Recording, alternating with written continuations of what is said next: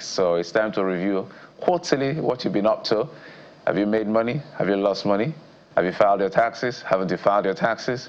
What is going? All of that, you know, and several other things as far as this world, should I say, is concerned. Because so there's a lot going on. For me, I look out for a lot of things, but I think we have Cardi standing by somewhere.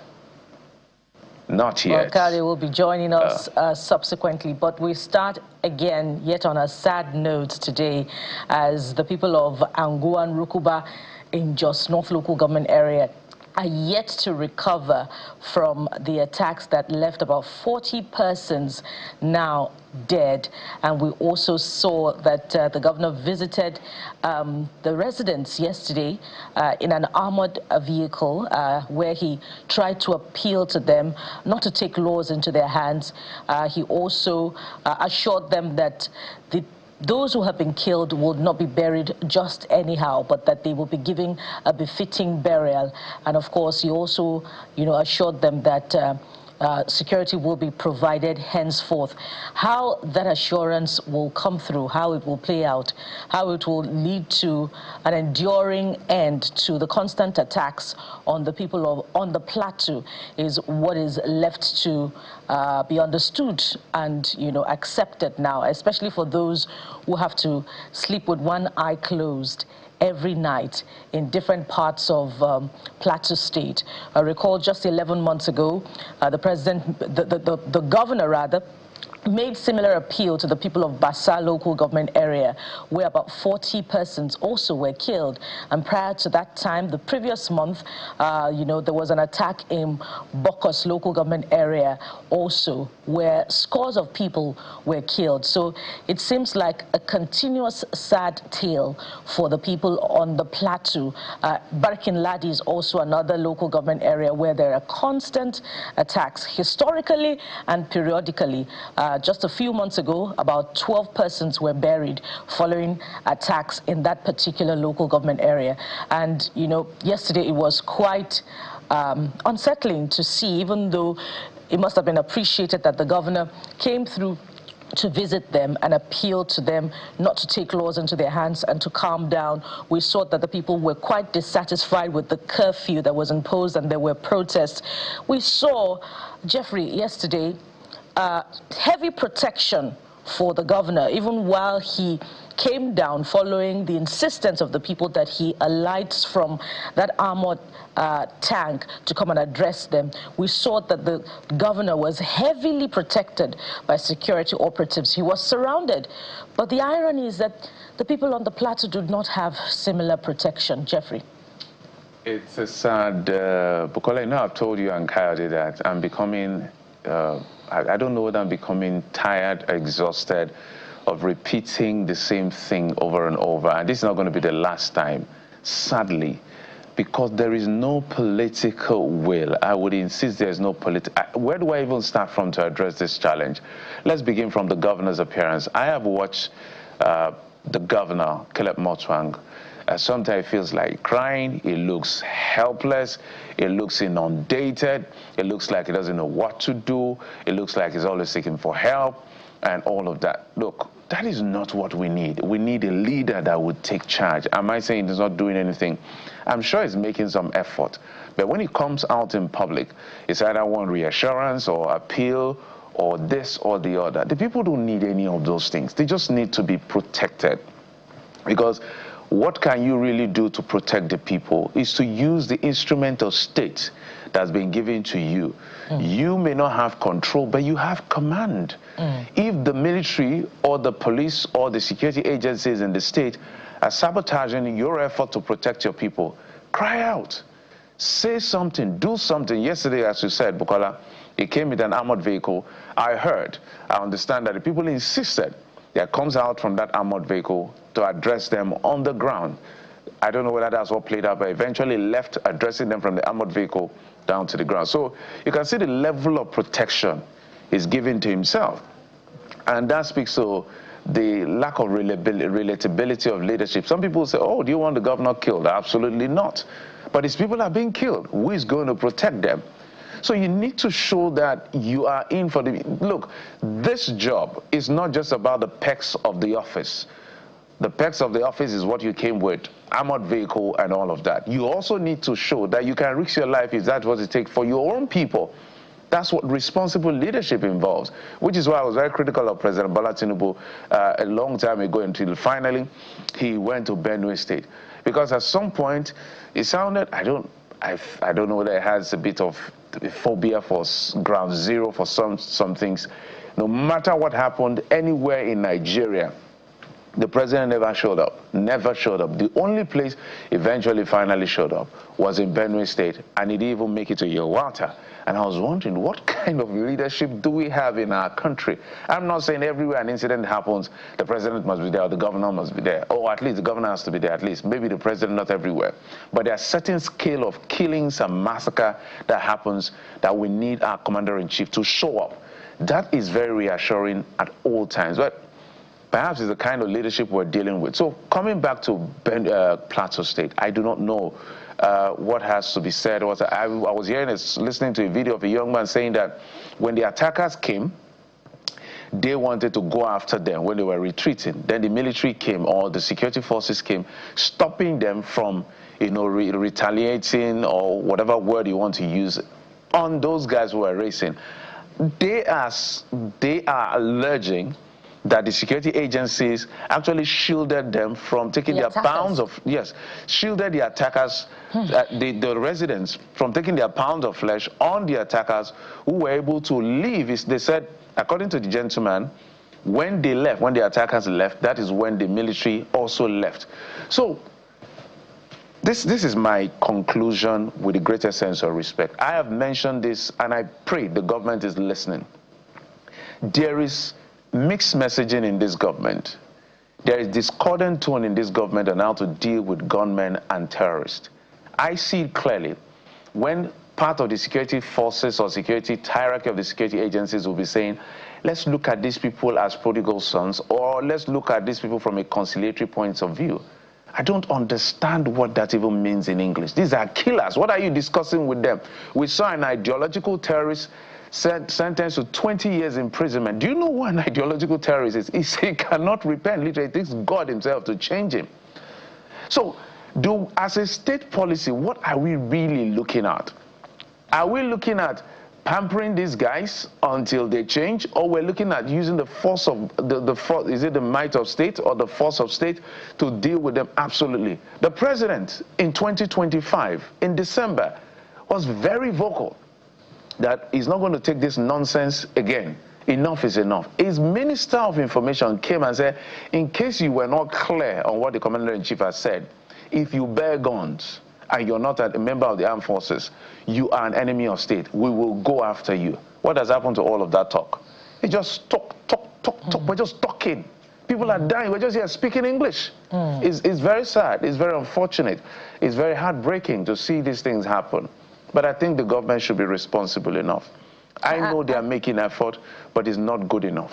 And speaking of responsibility, Jeffrey, it's not enough, and it's totally unacceptable to have the governor of Plateau State come out time and again just to apologize and appeal to the residents of Plateau that everything will be okay when absolutely nothing is okay. Again, I recall 11 months ago, when he visited Basa local government area, he said specifically that security has been provided, but like in all human cases, sometimes things happen. I'm not quoting him copiously now, but those were the words of the governor.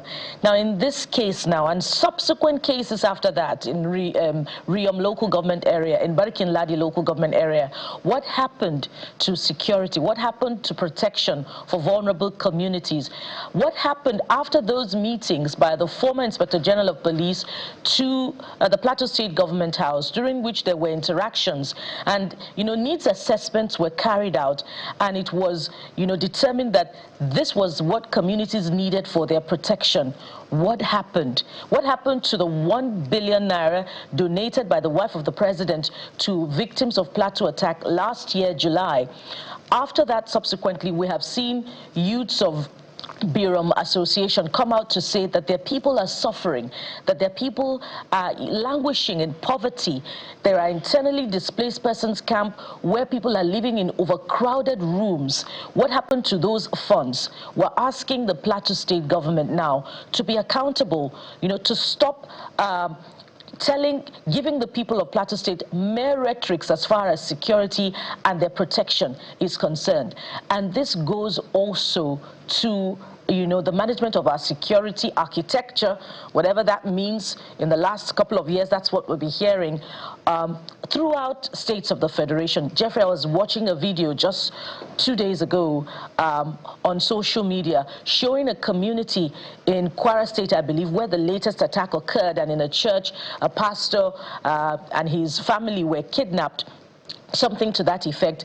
That community is now deserted. I believe in Omwaro, a community where there are structures, where life is supposed to be thriving, commerce is supposed to be thriving. The entire community was deserted. We call on the Minister of Defense, to do something about the security situation. We've seen the Minister of Defense actively participating in politics. We hope that there's no distraction as far as the primary responsibility of his ministry is concerned, which is the management of security, and not just in the Northeast, not just in the Northwest, but every part of the country where there is a huge security challenge. We call on the Minister of Defense to live up to his responsibility and ensure that indeed all Nigerians are safe, that indeed, the welfare of those who are on the front lines, who are battling security, is well taken care of. They are motivated. We ask again for investigations. We're tired of hearing stories where troops are supposedly complicit in aiding and abetting attackers who go after, innocent people in their communities and maim them, slaughter them in broad daylight. And Jeffrey, that video of that mother, holding on to her dead son is so heartbreaking. It was all over social media yesterday. One of the youths that was killed by those marauders, we saw the mother clutching onto her son and wailing in agony. And we're here talking about politics. We're here, analyzing national conventions. Tomorrow we'll move on, but the people who are being attacked day and night, will never recover from their harrowing experience. It's very heartbreaking. In this government, there are 3 persons I was worried about. And I'm hoping that General Christopher Musa is not already caught up in what I was afraid of. We saw what he was and what he did at CDS. And now he's joined the On Your Mandate We Shall Stand group. And I said, I hope politics doesn't swallow him. I know he's not the commander-in-chief, but his vast experience, and the reason I like him as a person is because I feel he's one of those military generals who is not interested in conciliatory conversation. I feel that if not for state policy, for conciliatory, repentant bandit, that I don't understand what that means in English, he would use the might of state. So whether he's been swallowed up by the politics now, he's now a minister, I do not know. But it's very sad to see that we watch our people die and we just normalize death. Kyle was in Ukraine, in Kiev, and when he came back, he said, even in Kiev, where there's war between Ukraine and Russia, they don't have the kind of wartime numbers, deaths, like we have right here in Nigeria. And we've just normalized. Because as we're just talking, I just saw this story on our site about a deadly attack by armed men, bandits, disrupting a wedding ceremony in Kaher village, located in Kagako local government area, Kaduna. State, leaving 13 people dead. This was, I think, yesterday, while we're dealing with Plateau and several others abducted. So I'm asking myself, by what scorecard would President Bola Tinubu use to pitch his re-election as far as security is concerned in Nigeria? Here is people, I think it was our friend Sheilo who was saying that, well, security is better now than it was 10 years ago, and I just smiled. What exactly is going on with us as a people? So, Mr. President, I don't know what it is. I can tell for a fact there are certain things this president has done that I agree with.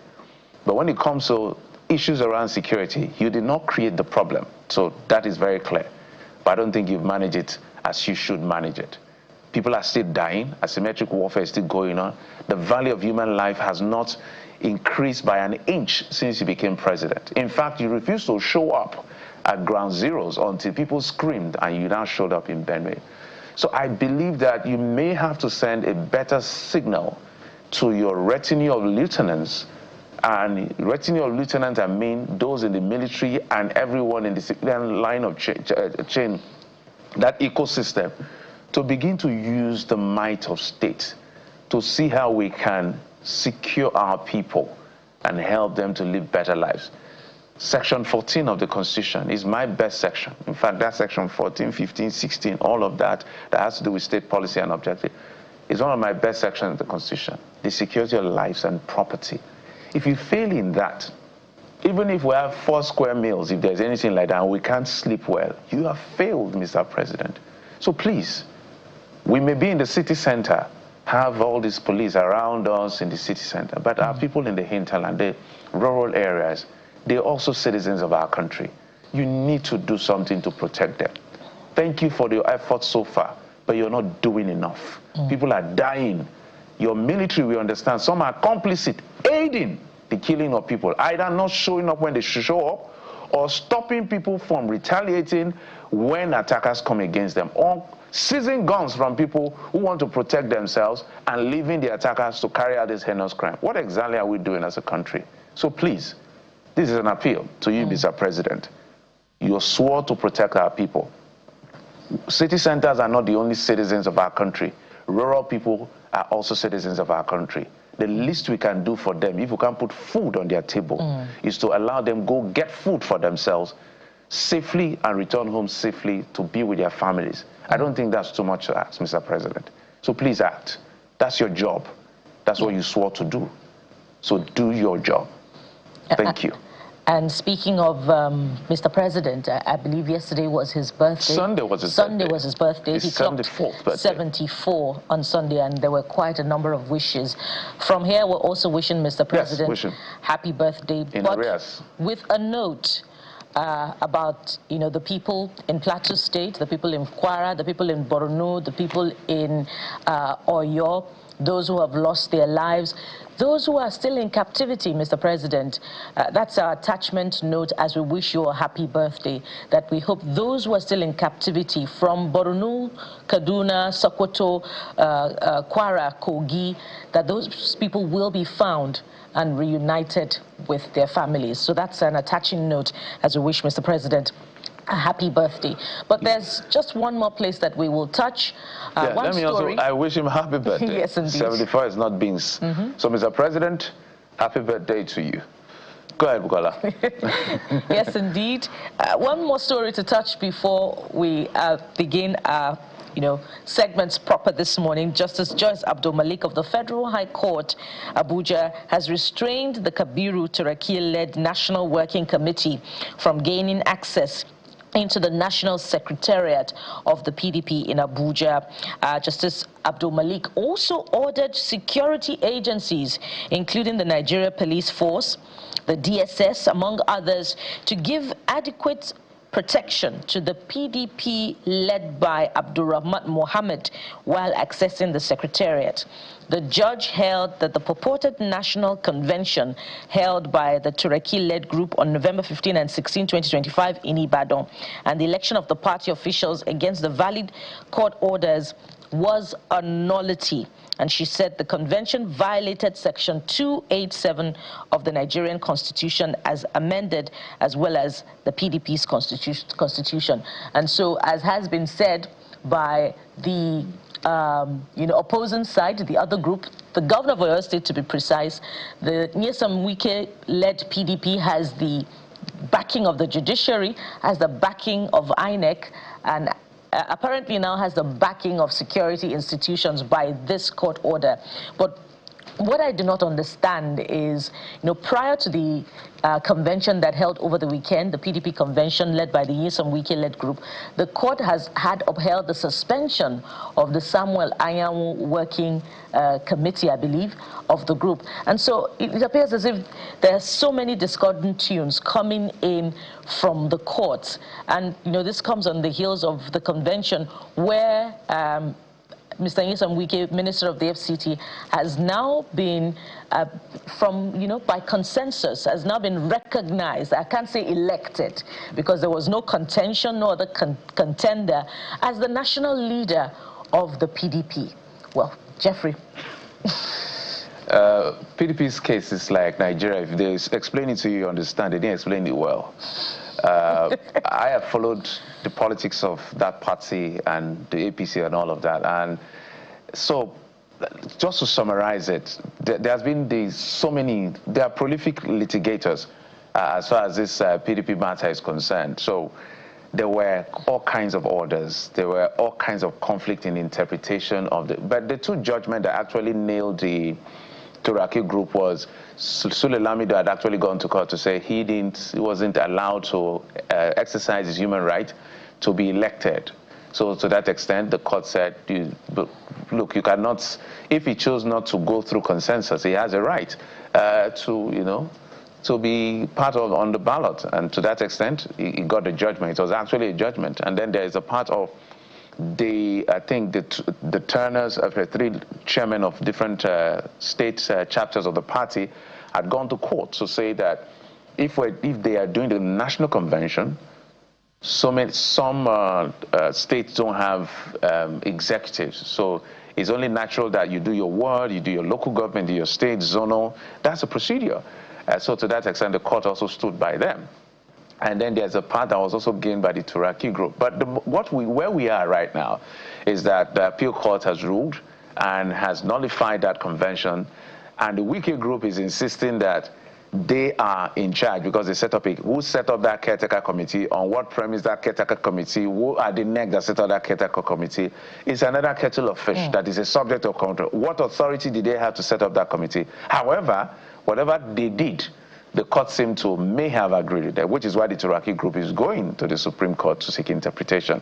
One would have thought that since it's a subject of under adjudication, everybody would have held off to the Supreme Court. Well, they have done the convention. INEC has actually recognized them. INEC was present in their own convention, so it means INEC says these are the people we're relating with, so it's natural that they go and occupy that. So there's going to be this back and forth. But I can't wait. I feel that the Supreme Court should give expeditious hearing to this case, because of the fate of the party itself, so that we're clear and we know that, finally, Turaki group won and they can now do whatever they want with the party. Or we can say the Nyesom Wike group has won. They can now do whatever, because there are two things the Nyesom Wike group will do, at least for the presidential election. It's either they will get a very weak candidate who is just going to stay there, maybe endorse the president, or just participate for the participation stage. Shamelessly endorse the president. No, they were it's their right to do whatever they want to. It's their political party. It's none of my business. So they can choose to endorse the president with their group, which is one of the possibilities, or they could, out of maybe shame, say, let's not endorse. Let's just contend. Let's just participate, because they are not contending as far as this election is concerned. So it's to divide votes and all of that. So I don't know how I'm going to take anyone seriously who says, I am a leader. I love the man, Nyesom Wike, for one thing. If he says he's going to do something, he will do it. So I love him for that. But I don't agree with some of his politics, because I don't understand how you say, I will. Now they have called him national leader. I don't understand what that means. But it's their people. So I don't understand where you as a national leader, in quote now, will be supporting the re-election of the APC, and you want people to vote for the PDP for the presidential.